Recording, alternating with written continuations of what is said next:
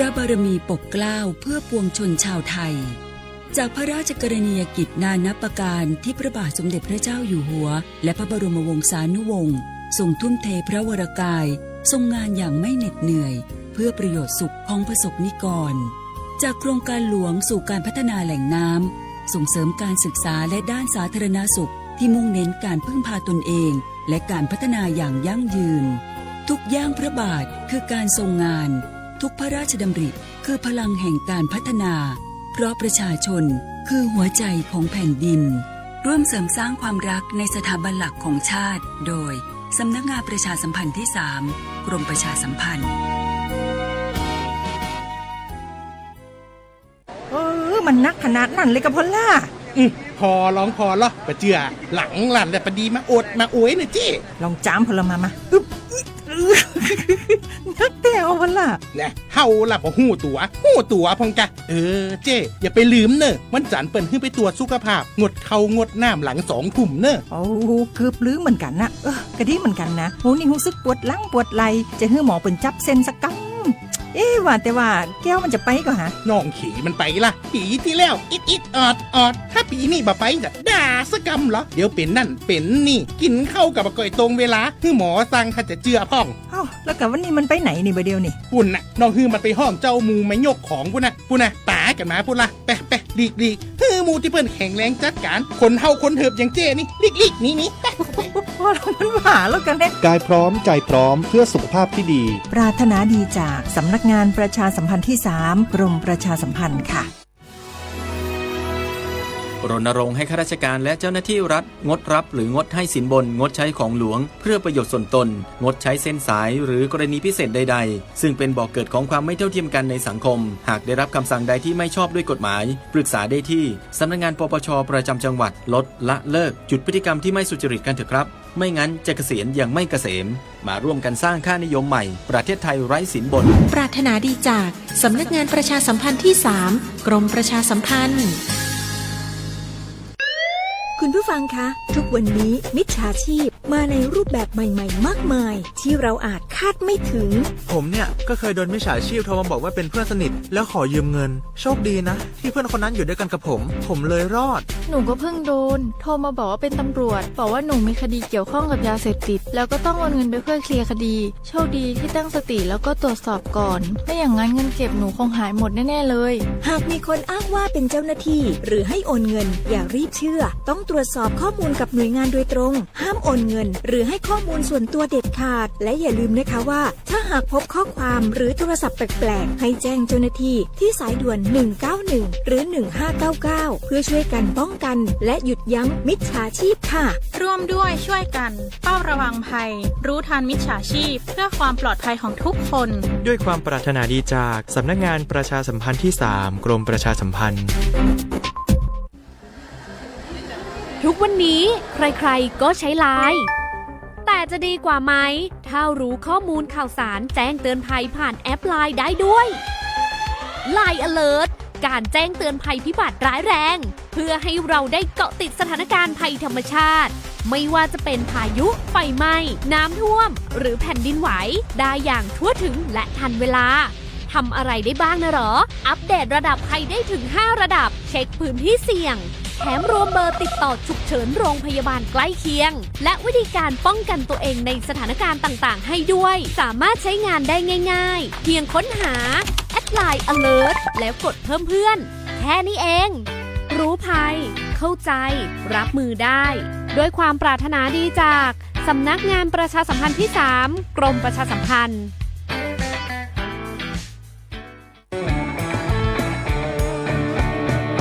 บรรยากาศมาพี่ชนแม่วันนี้ปาร์ตี้กันให้สุดๆกันไปเลย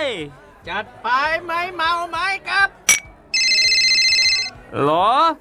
พ่อกลับบ้านได้แล้วเดี๋ยวพรุ่งนี้ก็ต้องไปส่งลูกไปโรงเรียนแต่เช้าอีกจะดื่มอะไรนักหนาเนี่ยนะตื่นไว้อยู่แล้วจะอะไรกันนักกันหนาขอสนุกกับเพื่อนหน่อยดิเหนื่อยมาทั้งวันแค่นี้นะพี่ไปร้านอื่นต่อไปก็ไปพี่ทำไมรถคันนี้มันขับช้าจังเลยอ่ะแซงไปเลยพี่แซงไป ไฟแดงก็พาไปเลยพี่ตรงเนี้ยมันไม่มีกล้องไม่โดนจับชัวร์ เอาวะไปก็ไป เฮ้ยพี่ระวังรถบนท้องถนนการตัดสินใจพลาดเพียงครั้งเดียวอาจไปถึงความสูญเสีย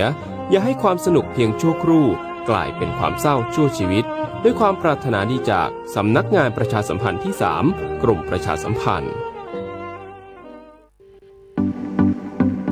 ขอเชิญคุณผู้ฟังพบกับรายการผู้ว่าราชการจังหวัดเชียงใหม่พบประชาชนรายการดีๆที่จะทำให้ทุกคนก้าวทันการพัฒนาจังหวัดเชียงใหม่เป็นประจำทุกวันศุกร์ช่วงเวลา 8 นาฬิกาถึง 9 นาฬิกาที่คลื่น FM 93.25 เมกะเฮิรตซ์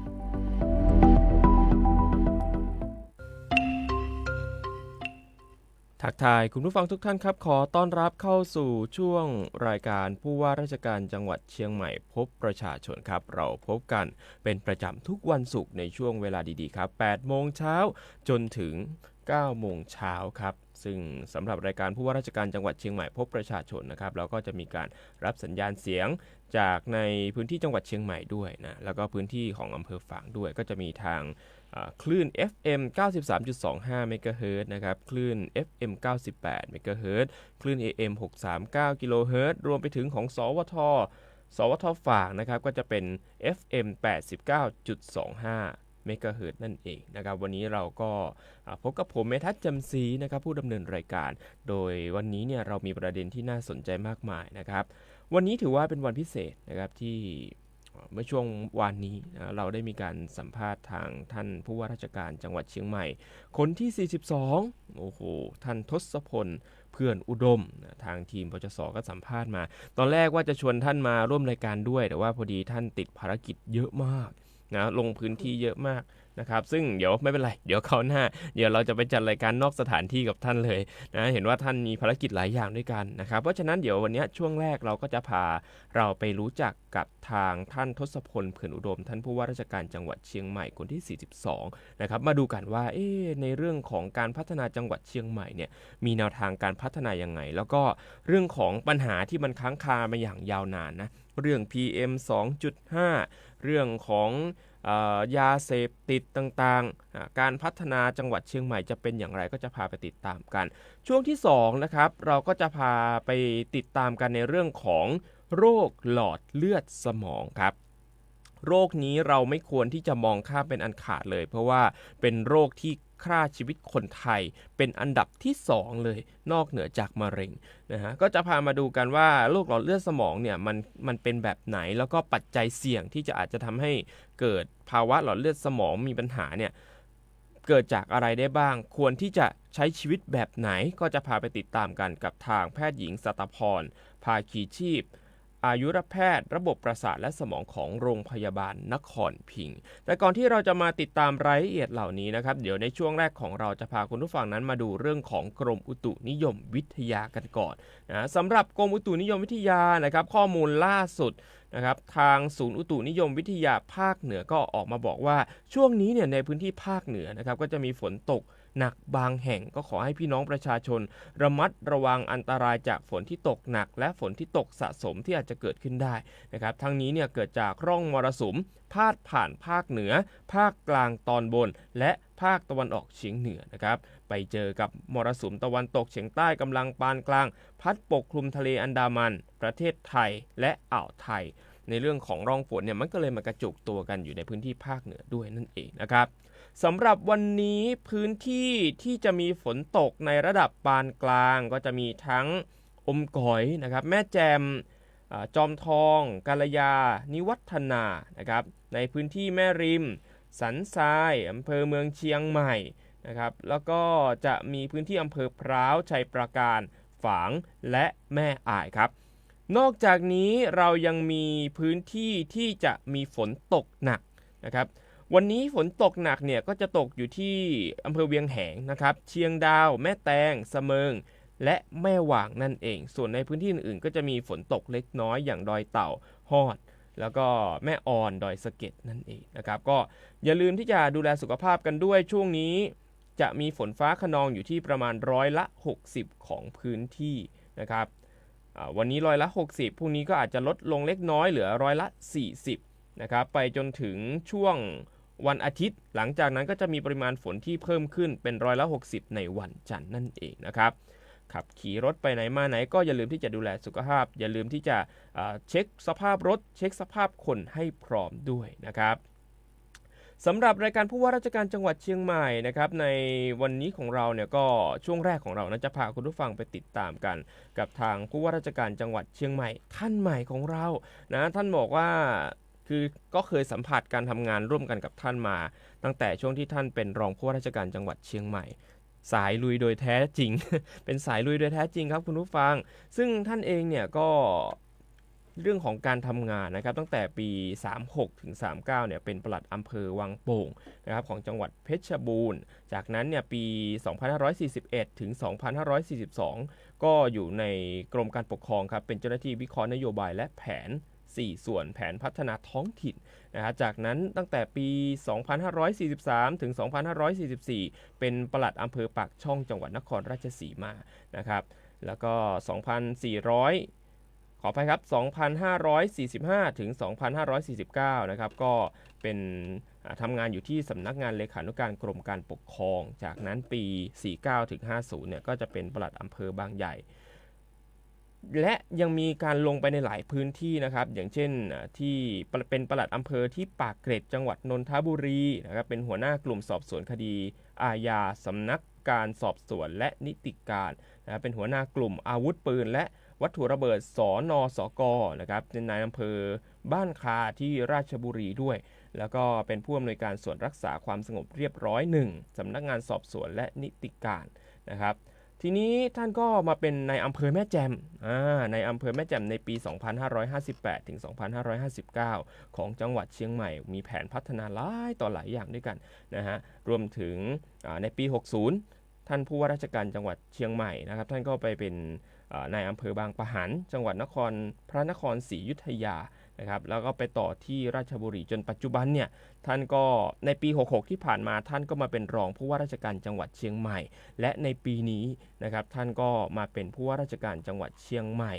ท่านที่42นั่นเองนะครับช่วงแรกครับคุณผู้ฟังเราจะพาคุณผู้ฟังไปติดตามกันว่าท่านทศพลเขื่อนอุดมนะครับท่านมาเป็นผู้ว่าราชการจังหวัดเชียงใหม่ท่านเองก็คลุกคลีกับปัญหาต่างๆที่เกิดขึ้นในจังหวัดเชียงใหม่มาอย่างยาวนานจะไปดูกันว่าแนวทางการแก้ไขปัญหาที่มันเป็นปัญหาเรื้อรังทั้งเรื่องฝุ่น PM 2.5 เรื่องของยาเสพติดแล้วก็เรื่องอื่นๆเนี่ยเป็นอย่างไรกันบ้างนะครับช่วงนี้เดี๋ยวพาคุณผู้ฟังนั้นไปติดตามกันกับสัมภาษณ์พิเศษกับทางท่านทศพลเขื่อนอุดมผู้ว่าราชการจังหวัดเชียงใหม่ครับ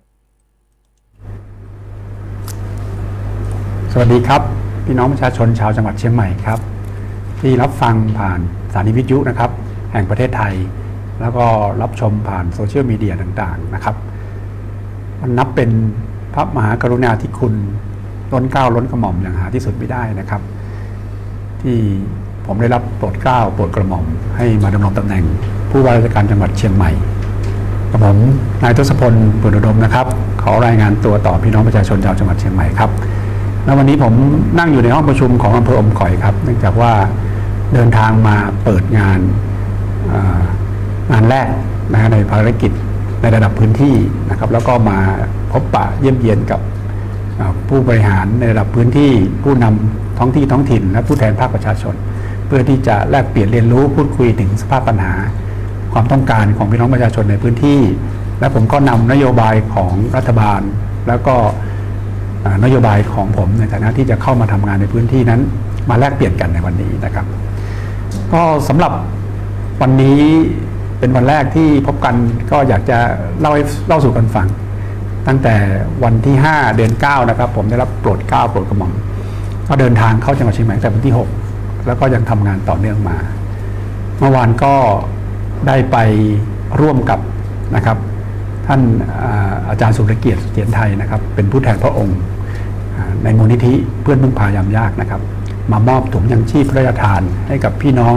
อำเภอแม่แจ่มที่ประสบอุทกภัย 2,000 ชุดแล้วก็พระสงฆ์100 ชุดนะครับซึ่งต้องยอมรับว่าสถานการณ์อุทกภัยในพื้นที่จังหวัดเราก็เนื่องจากยังไม่ผ่านพ้นฤดูฝนพื้นที่จังหวัดเชียงใหม่เรามีจังหวัด เป็นจังหวัดที่มีอาณาเขตกว้างที่สุดนะฮะเขตปกครองเนี่ยเรากว้างที่สุดในประเทศไทย 2.2 หมื่นตารางกิโลเมตรหรือ14ล้านไร่และจังหวัดเชียงใหม่เราเป็นจังหวัดที่มีภูเขาสูงกว่า 80% ดังนั้นในภาวะที่มีสภาพของการเปลี่ยนแปลงสภาพภูมิอากาศที่รุนแรงเราจึงเป็นพื้นที่เสี่ยงลำดับต้นๆเราก็ต้องยอมรับเพราะว่าเรามีภูเขาสูงจำนวนมากแต่ด้วยประสบการณ์แล้วก็การบูรณาการทำงานร่วมกันของ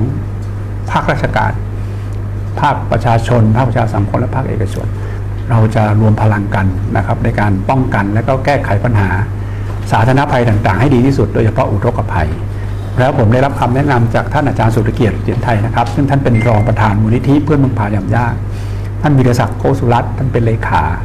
ท่านให้คำแนะนำถึงเรื่องของ early warning หรือระบบอุทกโทรมาศนะที่จะมีการ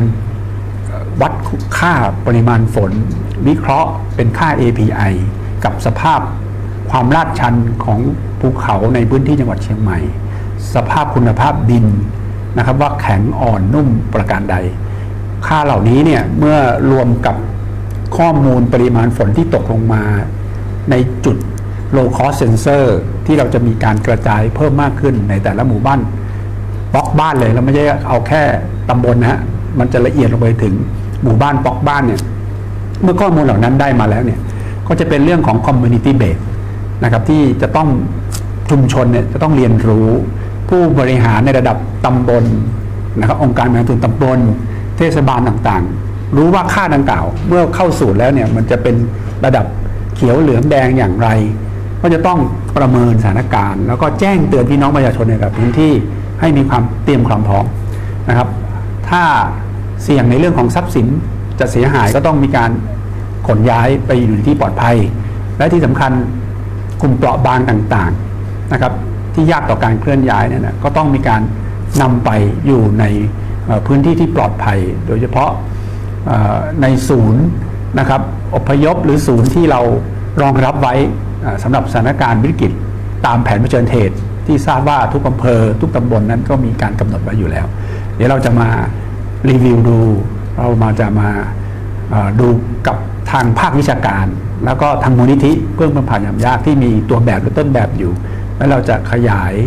ระบบการแจ้งเตือนให้มีประสิทธิภาพยิ่งขึ้นโดยเฉพาะเรื่องของเมื่อฝนตกลงมาแล้วดินโคลนสไลด์น้ำป่าไหลหลากน้ำท่วมฉับพลันซึ่งประเด็นเนี้ยเวลาเกิดขึ้นมาทีไรเนี่ยมันจะเกิดความสูญเสียจากประสบการณ์ปีที่แล้วเราก็โดนที่แม่อายปีนี้เราก็โดนที่ปางอุ๋มอำเภอแม่แจ่มนะครับเรื่องนี้ก็จึงมีการมาถอดบทเรียนกันแล้วเมื่อวานผมได้รับคำแนะนำจากท่านอาจารย์สุรเกียรตินะครับท่านได้เมตตาให้ข้อแนะนำผมหลายเรื่องเลยและเดี๋ยวผมจะนำมาขยายผลให้ดีที่สุดนะครับสำหรับนโยบายสำคัญเราต้องยอมรับว่าจังหวัดเชียงใหม่เนี่ยนะครับมีโครงการพระราชดำริอยู่ในพื้นที่จำนวนมากเลยตัวเลขที่สรุปล่าสุดคือจังหวัดเชียงใหม่มีโครงการพระราชดำริอยู่ในพื้นที่ทั้งหมด668โครงการและเป็นโครงการสำคัญและเป็นโครงการที่รัชกาลที่9เนี่ยท่านได้พระราชทานไว้ให้กับพวกเราเนี่ยและก่อให้เกิดการพัฒนาคุณภาพชีวิตการเปลี่ยนแปลงที่สำคัญในหลายเรื่องหลายมิติวันนี้ก็เป็นอีกหนึ่งตัวอย่างที่ผมมาที่อำเภออมก๋อยทราบว่าพระองค์ท่านจะพร่ำเนินมาดินแดนของอำเภออมก๋อยแห่งนี้เนี่ยในอดีตเป็นพื้นที่ปลูกฝิ่นครับมีฝิ่นซึ่งเป็นพืชยาเสพติดชนิดหนึ่งที่ส่งผลกระทบต่อคุณภาพชีวิตของพี่น้องประชาชนและก่อให้เกิดปัญหาทางสังคมมากมายพระองค์ท่านได้ทรงนำกาแฟต้นแรกๆนะครับมาเปลี่ยนแปลงโครงสร้างการผลิตที่นี่และ50 ปีผ่านไปแล้ว 50-60 ปีผ่านไปเราก็ยังก็เรียกว่าสืบสารเรายังรักษาและผมให้สัจจวาจาว่าจะน้อมนำแนวพระราชดำริมาต่อยอดขยายผลให้เกิดการขยายตัวมากยิ่งขึ้นไปนะครับวันนี้ก็เป็นการรวมกันของผู้ที่มีส่วนเกี่ยวข้องกับเรื่องราวเหล่านี้นะครับผมมาเป็นประธานเปิดทราบว่าเป็นกิจกรรมครั้งที่1ของอมก๋อยและทุกคนให้สัญญาว่าจะไม่ใช่เป็นครั้งเดียวจะเป็นครั้ง2, 3, 4, 5สืบต่อไปเป็นงาน จิบกาแฟแลดนตรีนะครับจากดินแดนฝิ่นสู่ถิ่นกาแฟอันนี้ก็เป็นเป้าหมายที่ชัดเจนและวิสัยทัศน์ที่คมชัดของคนอำเภออมก๋อยที่จะก้าวไปสู่การพัฒนาหรือการเปลี่ยนแปลงโครงสร้างการผลิตเพราะอะไรครับกาแฟเนี่ยเป็นพืชที่เหมาะแก่การปลูกในพื้นที่ภูเขาสูงชันนะผมทราบว่าที่นี่มีความหลากหลายทางผลผลิตทางกาแฟมากเลยเมื่อกี้ในบูธต่างๆที่ผมเดินชิมเนี่ยนะครับรสชาติในแต่ละบูธในแต่ละจุดเนี่ยไม่เหมือนกันเลยและที่น่ารักกว่ายิ่งกว่านั้นก็คือว่าเด็กนักเรียนครับโรงเรียนเนี่ยจะเป็นคือเด็กเยาวชนคนรุ่นใหม่จะเป็นคนที่เรียนรู้เรื่องเหล่านี้แล้วก็พัฒนาผลิตภัณฑ์ติดแบรนด์ยี่ห้ออะไรของตัวเองน่ารักมากกาแฟที่นี่เนี่ยมีเอกลักษณ์ที่รสชาติไม่เหมือนกันนะครับมีความแตกต่างเขาจะปลูกอยู่ที่ระดับความสูงเนี่ย900 เมตรจากระดับน้ำทะเลขึ้นไปเพราะฉะนั้นในแผ่นดินไทยเนี่ยจะหาพื้นที่ที่เหมาะสมแบบนี้ไม่ได้ง่ายแต่ที่อมก๋อยเนี่ยพระองค์ท่านได้พระราชทานแนวพระราชดำริเรื่องการปลูกกาแฟทดแทนฝิ่นไว้เป็นหน้าที่ของพวกเราครับที่จะต้องสืบสานรักษาต่อยอดขยายผลให้พี่ดอกออกผลออกไปเด็กๆมีความรู้ดีกว่าผมอีกมีความรู้เรื่องกาแฟดีมากอันนี้น่าส่งเสริมและก็น่าสนับสนุนเป็นอย่างยิ่งนะครับนอกจากนั้นกิจกรรมนี้เขายังนำเอาดนตรีจิบกาแฟและดนตรีเขาเอาศิลปินพื้นถิ่นศิลปินที่อยู่ใกล้เคียงมานำเสนอถึงอัตลักษณ์ความเป็นตัวตนของเขาให้สาธารณชนได้รับรู้รับทราบเอาผู้ที่ตั้งแต่ห่วงโซ่ของคุณค่าต่างๆห่วงโซ่อุปทานต้นน้ำกลางน้ำปลายน้ำมาพูดคุยกันนะครับเพื่อที่จะมีการพัฒนาว่าอะไรมันยังเป็นจุดอ่อนอะไรมันจะเป็นจุดแข็งและจะต่อยอดให้มันดีขึ้นอย่างไรกิจกรรมวันนี้จึงเป็นกิจกรรมที่น่าส่งเสริมเป็นอย่างยิ่งแล้วก็ผมดีใจนะที่ถือว่าเป็นกิจกรรมแรกๆที่ผมได้มีโอกาสได้เข้ามาพบปะกับพี่น้องประชาชนเมื่อเช้าผมก็ได้มีการพูดคุยว่าผมมีความมุ่งมั่นตั้งใจในการที่จะเข้ามาทำอะไรผมก็เรียนกับหัวหน้าส่วนราชการระดับอำเภออมก๋อยไปว่าผมเองเหลืออายุราชการอีกแค่4 ปีชีวิตนี้ก็คงถวายให้กับแผ่นดินนะครับเป็นพระมหากรุณาธิคุณอันหาที่สุดไม่ได้แล้วนะครับที่ผมได้รับพระราชทานโปรดเกล้าโปรดกระหม่อมให้มาดำรงตำแหน่งจังหวัดที่มีความสำคัญจังหวัดที่ยิ่งใหญ่พื้นที่อาณาเขตใหญ่มีความหลากหลายดังนั้นผมเองก็ปรนนาตัวกับทุกท่านที่อยู่ในห้องประชุมเมื่อสักครู่ว่าก็จะทุ่มเทชีวิตที่เหลืออยู่นะครับในอายุราชการอีก4 ปีสุดท้ายเนี่ยทำให้เต็มกำลังความสามารถทุกนาทีเมื่อสักครู่ก็ได้รับข้อเสนอแนะปัญหาในระดับพื้นที่มาประมาณ8 ข้อผมจดไว้หมดแล้วก็จะนำไปเร่งรัดดำเนินการผมขอย้อนกลับไปแล้วกันนะครับว่าผมเล่าให้เขาฟังว่าผมตั้งใจมาทำให้ไม่ได้มาทำเอาคนที่ใกล้ชิดกับผมสมัยผมเป็นนายอำเภอแม่แจ่มสมัยผมเป็นรองผู้ว่าราชการจังหวัดเชียงใหม่จะรู้ดีว่าคือความตั้งใจของผมมันเปี่ยมล้นอยู่แล้วก็พร้อมที่จะทุ่มเทให้อย่างเต็มกำลังความสามารถนะครับผมมี3 ประการแรกคือน้อมนำแนวพระราชดำริโครงการพระราชดำริในจังหวัดเชียงใหม่มี668 โครงการผมกำชับว่าหัวหน้าส่วนราชการระดับอำเภอ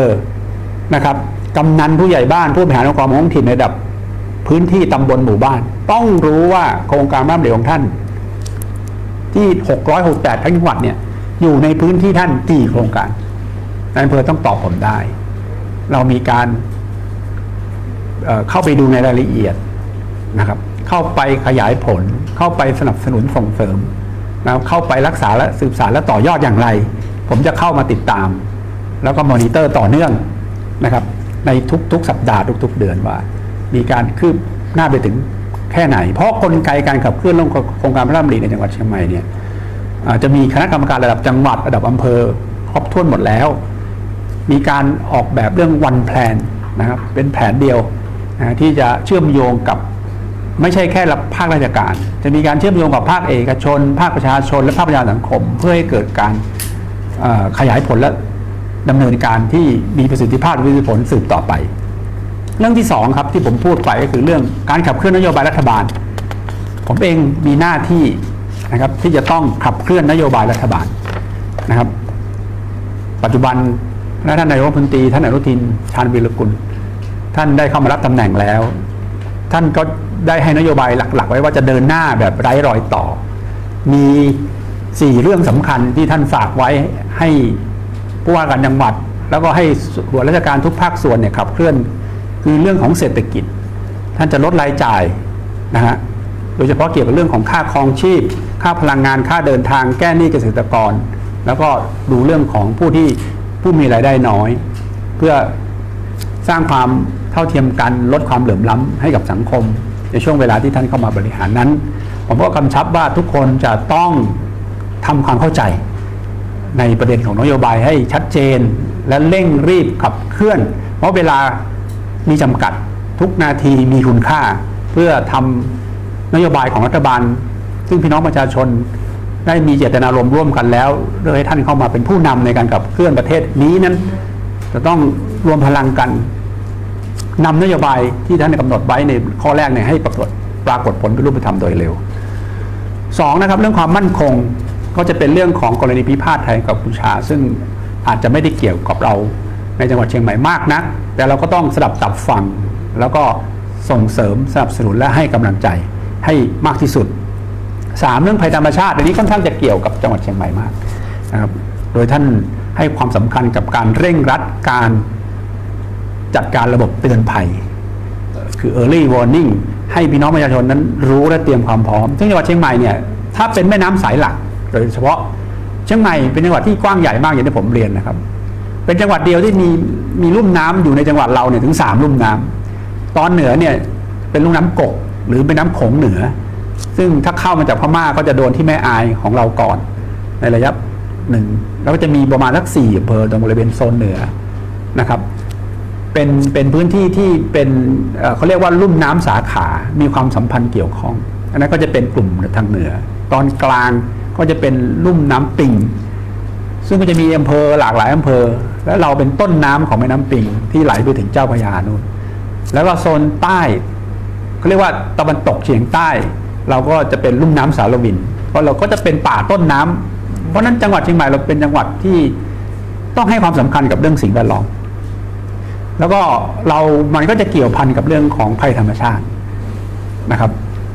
ประเด็นนี้เนี่ยจริงๆเป็นประเด็นที่ผมจะต้องมีหน้าที่สำคัญในการป้องกันและบรรเทาสาธารณภัยที่อาจจะเกิดขึ้นโดยเฉพาะในยุคของ climate change ซึ่งมีการเปลี่ยนแปลงสภาพภูมิอากาศที่รุนแรงเราจะต้องให้ความสำคัญกับเรื่องสิ่งแวดล้อมซึ่งเป็นเรื่องของมิติของด้านความยั่งยืนอันนี้เราคงไม่ทิ้งอยู่แล้วแต่ว่าในระยะเวลาเร่งด่วนจะป้องกันและบรรเทาสาธารณภัยให้มีประสิทธิภาพประสิทธิผลสูงสุดได้อย่างไรนั้นนะครับเรื่องนี้ก็เป็นเรื่องที่ต้องขอกราบขอบพระคุณท่านอาจารย์สุรเกียรติเสียรไทยนะครับที่ผมขอย้ำอีกทีนะครับท่านวีรศักดิ์โคสุรัตน์ที่เมื่อวานนั้นผมได้มีโอกาสต้อนรับท่านในฐานะผู้แทนพระองค์เดินทางเข้ามามอบถุงยางชีพพระราชทานแล้วกลางวันได้ทานอาหารกับท่านก็เล่าให้ผมฟังแล้วก็อยากจะให้นำเรื่องระบบเตือนภัยของมูลนิธิเพื่อนเมืองพยายามยากนั้นมาขยายผลในจังหวัดเชียงใหม่ซึ่งก็ผมก็น้อมรับแล้วก็จะไปหารือกับอาจารย์มหาวิทยาลัยที่เกี่ยวข้องนะครับเพื่อที่จะทำให้เป็นรูปธรรมโดยเร็วสุดท้ายครับเรื่องภัยสังคมท่านให้ความสำคัญกับเรื่องการปราบปรามการค้ายาเสพติดค้ามนุษย์สแกมเมอร์และการพนันสัปดาห์หน้าผมจะเดินทางไปพื้นที่โซนเหนือซึ่งมีแนวเขตติดต่อกับชายแดนของประเทศเพื่อนบ้านประเทศพม่าเบิร์มนะครับสหพันธรัฐเมียนมาเรามีพื้นที่อาณาเขตติดต่อกับพม่าประมาณสัก221กิโลเมตรมีอำเภอที่เกี่ยวข้องกับเรื่องนี้อยู่ประมาณ5อำเภอผมจะประชุมร่วมกับหน่วยงานความมั่นคงคุยเรื่องประเด็นยาเสพติดสร้างกระบวนการมีส่วนร่วมกับพี่น้องประชาชนในระดับพื้นที่ให้ร่วมกันเป็นแนวป้องกันนะครับป้องกันและแก้ไขปัญหาในเรื่องนี้เพราะว่าจากข้อมูลก็จะเป็นช่องทางของการเดินทางเข้ามาของยาเสพติดนั้นเราก็จะต้องมีความเข้มแข็งอย่างเต็มที่นะครับเพื่อไม่ให้เป็นเส้นทางที่จะสะดวกหรือจะต้องไม่ให้เข้ามาให้ได้นะอันนี้เราก็จะต้องหากลยุทธ์หรือวิธีการในการป้องกันเรื่องนี้นะครับอันนี้ก็เป็นนโยบายของรัฐบาล แล้วก็แน่นอนครับเมื่อเช้านี้ผมก็พูดถึงว่าแล้ววิสัยทัศน์หรือฉากทัศน์หรือภาพฝันของคนเชียงใหม่เนี่ยซึ่งผมไม่ได้คิดเองนะเขามีการกำหนดไว้ในแผนพัฒนาหรือแผนยุทธศาสตร์จังหวัดอยู่แล้วเนี่ยเขากำหนดว่าอยากให้เชียงใหม่เป็นนครแห่งชีวิตและความมั่งคั่งอันนี้ผมก็เติมอีกอันนึงเพราะคณะรัฐมนตรีได้มีมติให้เชียงใหม่เนี่ยเป็นนครอันเป็นที่สุดแห่งความสง่างามทางวัฒนธรรมซึ่งคำนี้เนี่ยเป็นคำที่ครบถ้วนสมบูรณ์มากนะครับเรามีเสน่ห์เรามีความหลากหลายในเรื่องวัฒนธรรมประเพณีจนกระทั่งขอให้เกิดแรงดึงดูดทำให้เป็นจังหวัดที่มีคนเข้ามาท่องเที่ยวเป็นอันดับ2ของโลกนะอันดับ1แห่งของเอเชียนะครับที่ได้รับความนิยมสูงสุดอันนี้ก็เป็นสิ่งดีๆที่ผู้บริหารระดับเก่าได้ทำไว้ผมเองก็ต้องมีหน้าที่มาต่อยอดแล้วก็ทำให้ดียิ่งขึ้นไปอีกแล้วก็ต้องเนี่ยอันนี้เป็นความท้าทายเป็นอย่างยิ่งแต่วิสัยทัศน์ของจังหวัดเชียงใหม่เนี่ยนะครับเขามีต่อไปว่าบนพื้นฐานของการกระจายโอกาสอย่างเป็นธรรมและยั่งยืน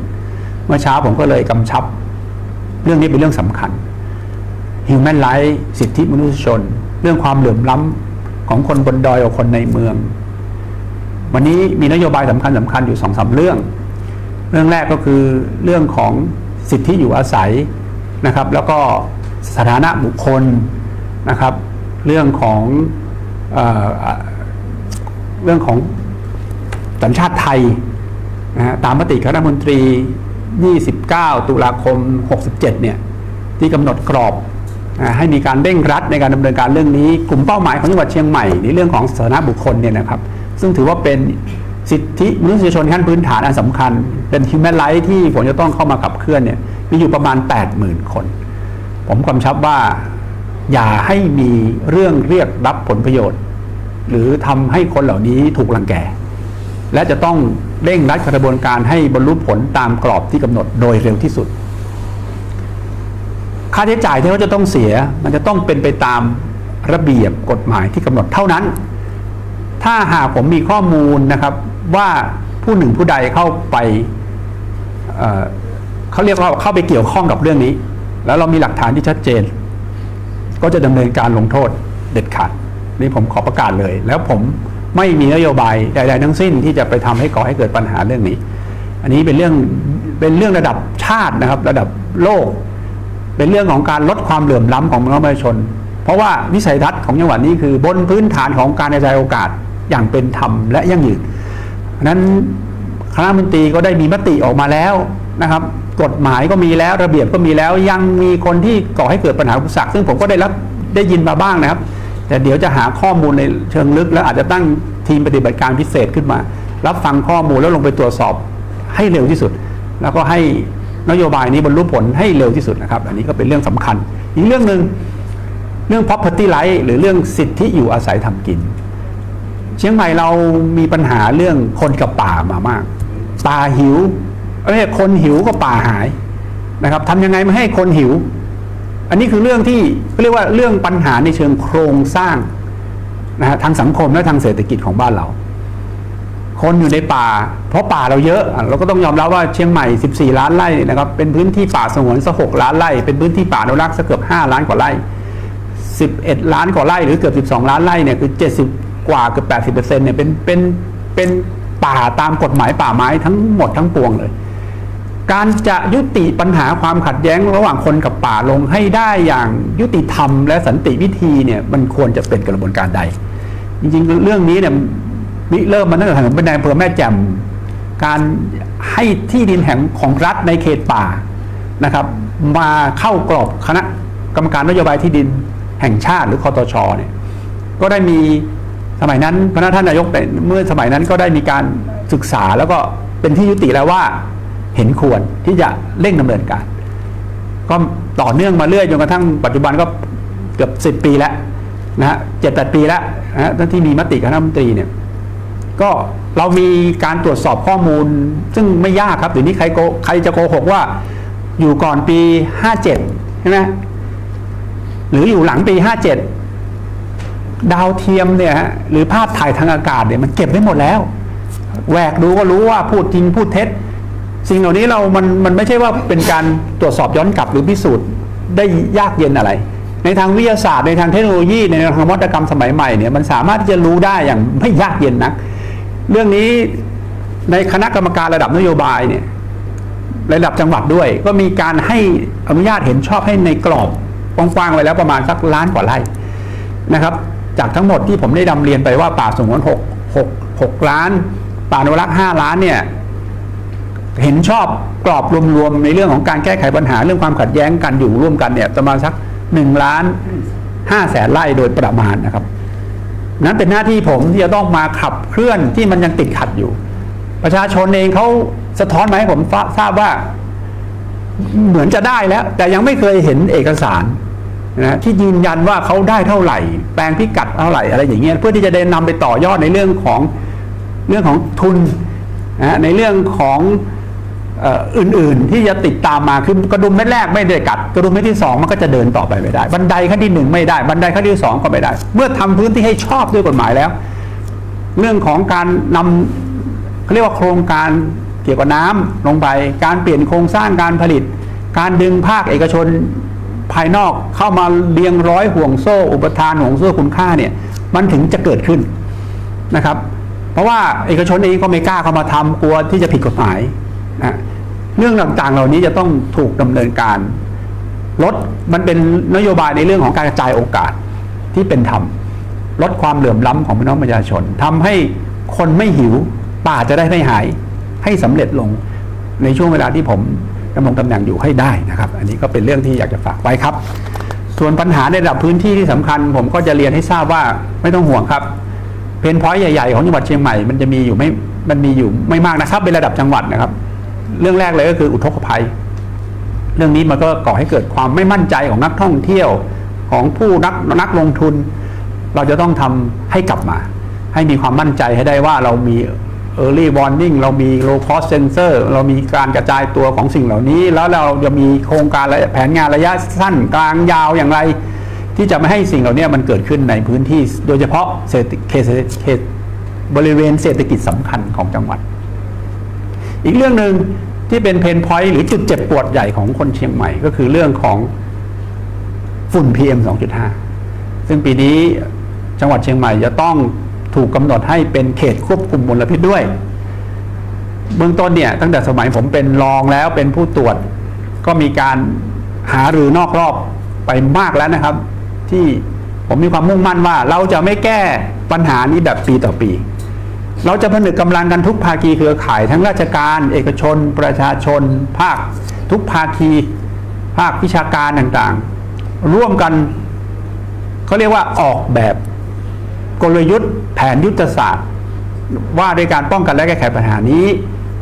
โดยไม่ใช่แค่รัฐเป็นคนออกแบบนะฮะเอาทุกภาคีเครือข่ายเลยมาดีไซน์แผนนี้แบบ5 ปีไปเลยโดยมองว่าด้วยทรัพยากรที่เรามีทั้งหมดเนี่ยของทุกคนเนี่ยเราจะก้าวข้ามเรื่องนี้ไปได้อย่างไรแล้วนำเสนอให้ภาคประชาชนเขามั่นใจได้ว่ามันจะลดลงไปในทิศทางไหนนะครับแล้ว5 ปีภาพฝันของเราจะเป็นอย่างไรอันนี้เดี๋ยวเราจะต้องทำให้แล้วเสร็จก่อนที่ฤดูฝุ่นปีนี้จะมานะครับก็ขออนุญาตนำเรียนให้พี่น้องผู้รับฟังทางสถานีวิทยุแล้วก็ผู้รับชมทางสื่อโซเชียลมีเดียของจังหวัดเชียงใหม่ได้รับทราบครับนี่นะครับก็เป็นเสียงสัมภาษณ์กับทางท่านทศพลเขื่อนอุดมท่านผู้ว่าราชการจังหวัดเชียงใหม่สรุปประเด็นกันคร่าวๆสักนิดหนึ่งในเรื่องของสถานการณ์อุทกภัยท่านก็บอกว่าเราเนี่ยจะพัฒนาระบบ early warning ก็คือแจ้งเตือนก่อนนั่นแหละแจ้งเตือนก่อนที่ภัยจะมาพอแจ้งเตือนเสร็จทางกำนันผู้ใหญ่บ้านเองก็จะต้องรู้วิธีการปฏิบัติว่าถ้าจะมีภัยมาแล้วเนี่ยทั้งเรื่องของปริมาณน้ำฝนที่มันตกหนักนะครับฝนตกหนักเรื่องของความชื้นในดินมันสามารถที่จะนำมาประมวลได้ทางผู้นำชุมชนเนี่ยก็สามารถที่จะแจ้งเตือนแล้วก็พาดำเนินการตามแผนเผชิญเหตุนะครับพาพ่อแม่พี่น้องชาวเชียงใหม่นี่แหละครับไปอยู่ในพื้นที่ที่ปลอดภัยและจะมีการขยายผลการแจ้งเตือนด้วยมีการพัฒนาระบบร่วมกันกับทางมหาวิทยาลัยนะครับนโยบายสำคัญนะครับท่านก็ได้เน้นย้ำเลยเรื่องของโครงการพระราชดำริ668โครงการที่จะต้องมีการต่อยอดด้วยแล้วก็นำคนรุ่นใหม่นี่แหละครับเข้ามามีบทบาทในการพัฒนาร่วมกันนะครับรวมถึงจะต้องมีการเสริมสร้างการรวมกลุ่มแลกเปลี่ยนความคิดเห็นแล้วก็ไอเดียต่างๆด้วยที่สำคัญคือในอำเภอเนี่ยก็จะต้องรู้ว่าพื้นที่ของท่านนั้นมีกี่โครงการ ซึ่งทางผู้ว่าราชการจังหวัดเชียงใหม่ท่านก็จะติดตามความคืบหน้าโครงการเป็นรายสัปดาห์แล้วก็รายเดือนด้วยนะครับขณะที่เรื่องของนโยบายรัฐบาลนะครับก็มีการนำนโยบายของกระทรวงมหาดไทยที่เน้นย้ำว่าทุกโครงการที่สำคัญเนี่ยจะต้องเดินหน้าอย่างไร้รอยต่อนะครับทั้งเรื่องเศรษฐกิจการลดรายจ่ายลดค่าครองชีพเรื่องของการช่วยเหลือเกษตรกรผู้ที่เป็นหนี้ผู้ที่มีรายได้น้อยนะครับนอกจากนี้ยังต้องดำเนินการเรื่องของความมั่นคงด้วยแล้วก็ภัยธรรมชาตินะครับอย่างที่บอกไปเนี่ยก็คือเรื่องของการเตือนภัยการให้ความสำคัญกับสิ่งแวดล้อมน่าจะมีการบังคับใช้กฎหมายที่เข้มข้นมากยิ่งขึ้นนะครับเรื่องของภัยสังคมอย่างยาเสพติดเดี๋ยวช่วงอาทิตย์หน้าเราก็จะพากันไปติดตาม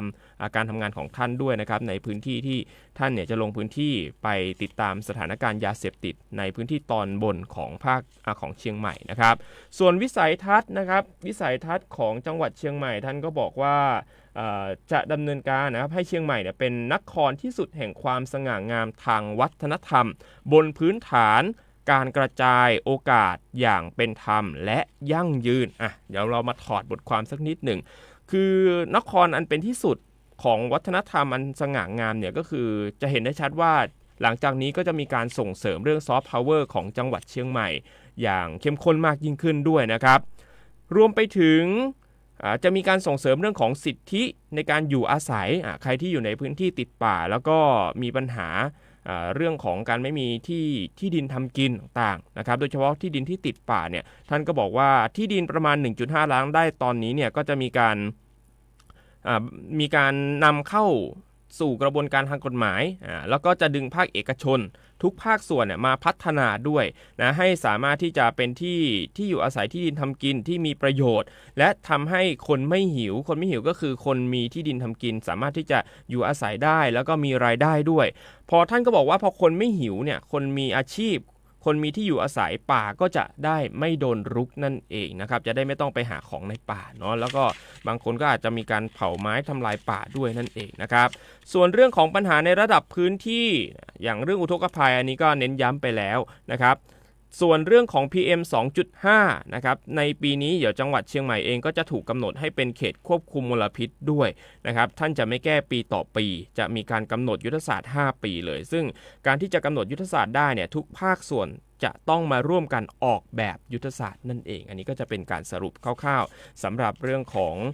ทางท่านผู้ว่าราชการจังหวัดเชียงใหม่นะครับคุณผู้ฟังครับเดี๋ยวในช่วงต่อไปเราจะพาคุณผู้ฟังนั้นมาติดตามกันต่อกับอีกหนึ่งเรื่องคือเรื่องของโรคหลอดเลือดสมองครับคุณผู้ฟังนี่ถือว่าเป็นอีกหนึ่งโรคที่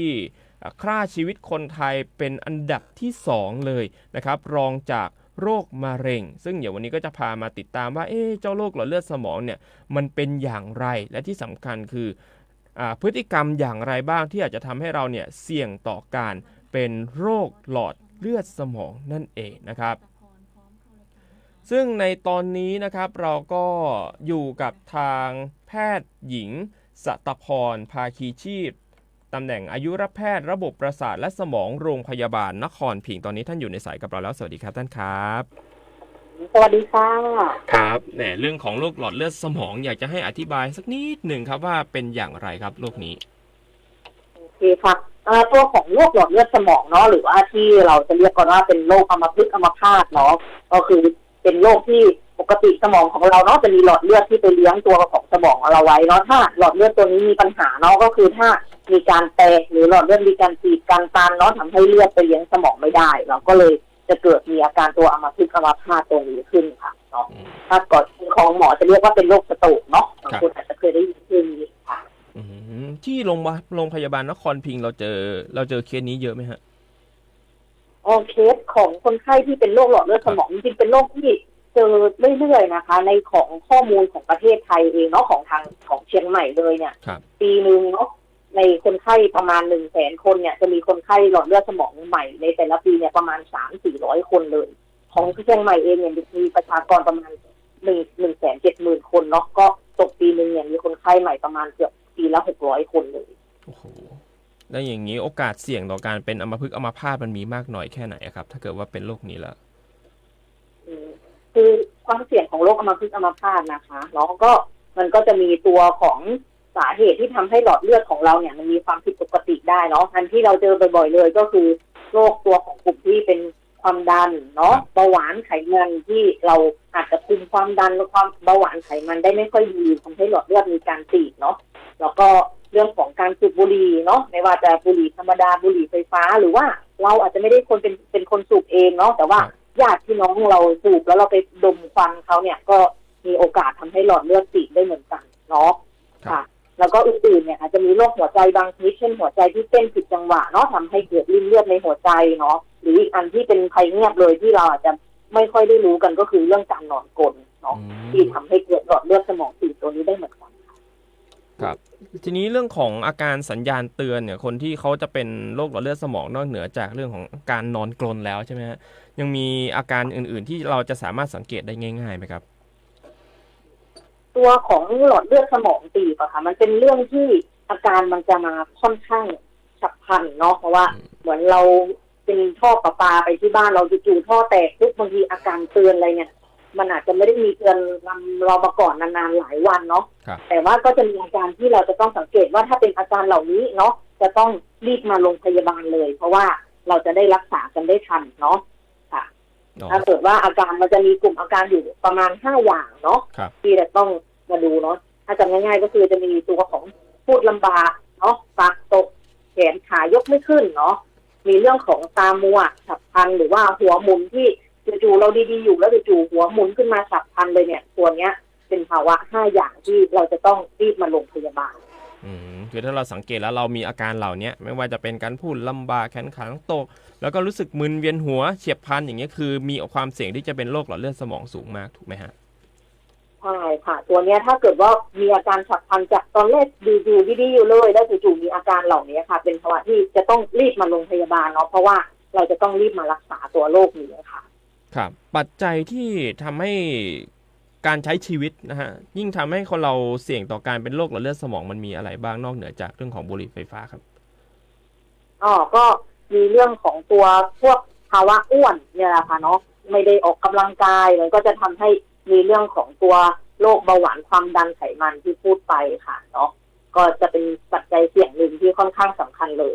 ที่ทำให้เกิดหลอดเลือดสมองได้ค่ะครับทีนี้เรื่องของแนวทางการป้องกันเนี่ยสำหรับคนที่มีพฤติกรรมเสี่ยงทั้งหลายแหล่เราจะมีแนวทางการป้องกันอย่างไรบ้างที่ทำให้เราเนี่ยไม่มีลดโอกาสการป่วยเป็นโรคหลอดเลือดสมองครับ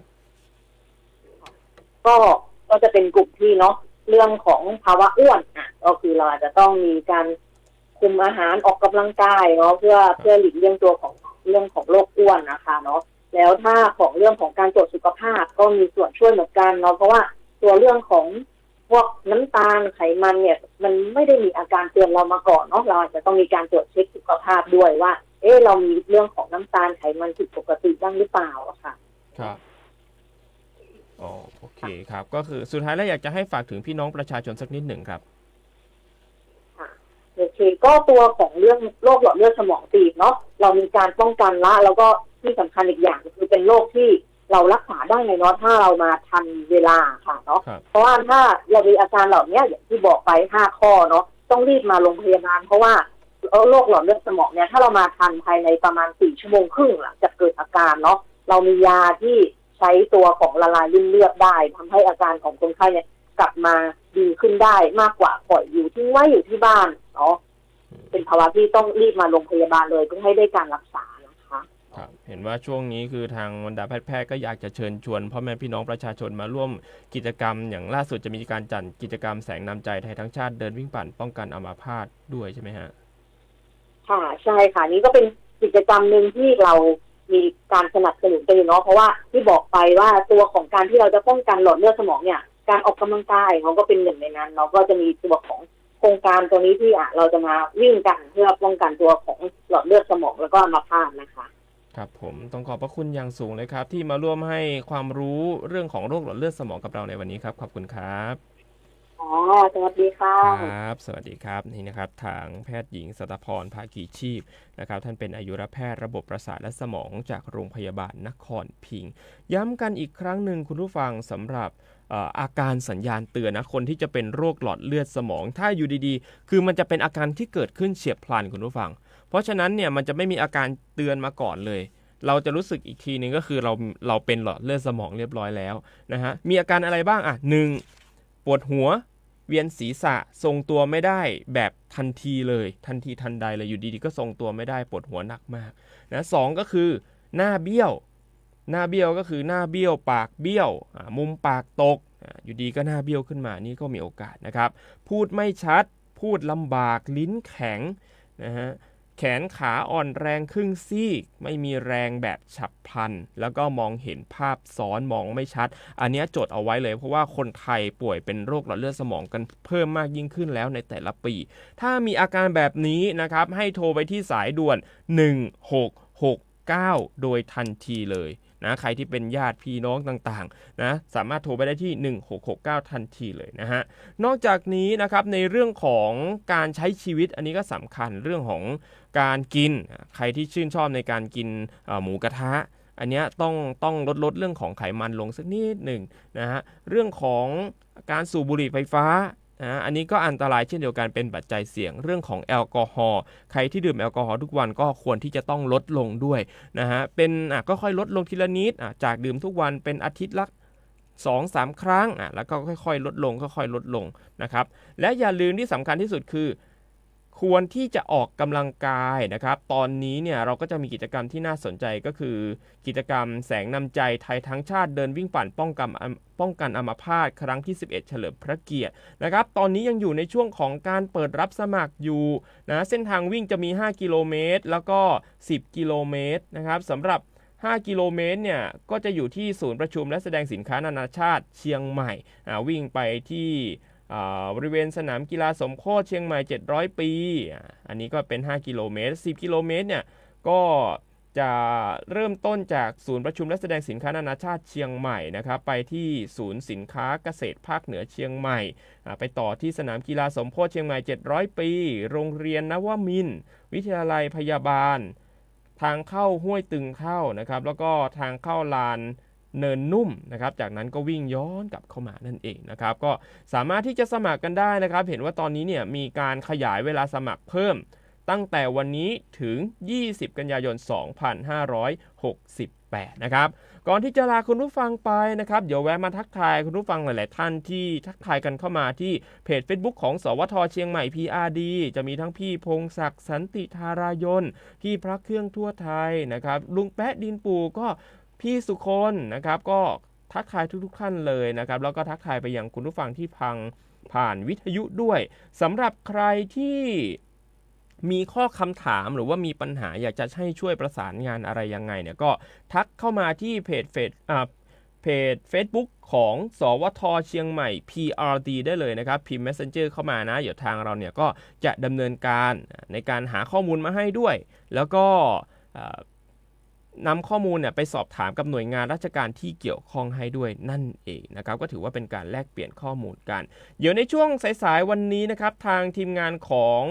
สวทเชียงใหม่จะลงพื้นที่ไปงานเทศกาลอะโวคาโดของดีอำเภอหางดงนะครับก็ยังอยู่ในช่วงของการจัดงานนะระหว่างวันนี้ไปจนถึงวันที่15กันยายนที่สนามกีฬาเทศบาลตำบลบ้านปงอำเภอหางดงจังหวัดเชียงใหม่ด้วยนะครับโอ้โหมีกิจกรรมมากมายเลยนะใครที่สนใจเนี่ยก็สามารถเข้าไปดูข้อมูลเพิ่มเติมได้ที่บ้านปง .go.th ได้เลยนะครับหรือว่าจะไปที่ Facebook เทศบาลตำบลบ้านปงเชียงใหม่มีกิจกรรมมากมายในแต่ละวันนะก็จะพาคุณผู้ฟังทุกท่านไปดูบรรยากาศด้วยว่าเป็นอย่างไรกันบ้างนะครับในช่วงนี้อีกอย่างหนึ่งทางสวทเชียงใหม่นะครับอยากจะเชิญชวนทุกท่านมาร่วมแสดงความยินดีกับทางนายสุพินโยพัวศรีพันธ์ท่านนายอำเภอสันกำแพงจังหวัดเชียงใหม่นะครับปัจจุบันท่านดำรงตำแหน่งผู้อำนวยการสำนักบริหารการปกครองท้องที่กรมการปกครองล่าสุดท่านได้รับรางวัลชนะเลิศนายอำเภอแหวนเพชรประจำปีงบประมาณ 2,568 ด้วยใครที่ไปสันกำแพงก็จะเห็นได้ว่ามีการพัฒนาทั้งเรื่องของวิสาหกิจชุมชนต่างๆมากมายเลยนะครับก็เป็นการทำให้คุณภาพชีวิตของพี่น้องประชาชนนั้นดีมากยิ่งขึ้นด้วยนั่นเองนะครับและนี่ก็คือรายการผู้ว่าราชการจังหวัดเชียงใหม่พบประชาชนนะครับเดี๋ยวในครั้งหน้าเราจะมีประเด็นอะไรที่น่าสนใจมาเล่าให้ฟังก็ รับรองได้เลยว่าไม่ควรพลาดอย่างแน่นอนแล้วก็ส่วนใครที่อยากจะรู้ข้อมูลอะไรเพิ่มเติมนะอยากจะรู้ความคืบหน้าการดำเนินงานโครงการนี้เป็นอย่างไรบ้างเรื่องของการแก้ไขถนนเป็นหลุมเป็นบ่อเป็นอย่างไรบ้างนะครับก็สามารถพิมพ์เข้ามาเดี๋ยวเราจะนำคำตอบมาให้ท่านเองนะครับนี่ก็คือรายการผู้ว่าราชการจังหวัดเชียงใหม่พบประชาชนเดี๋ยวเราพบกันอีกในครั้งหน้าครับสำหรับวันนี้สวัสดีครับ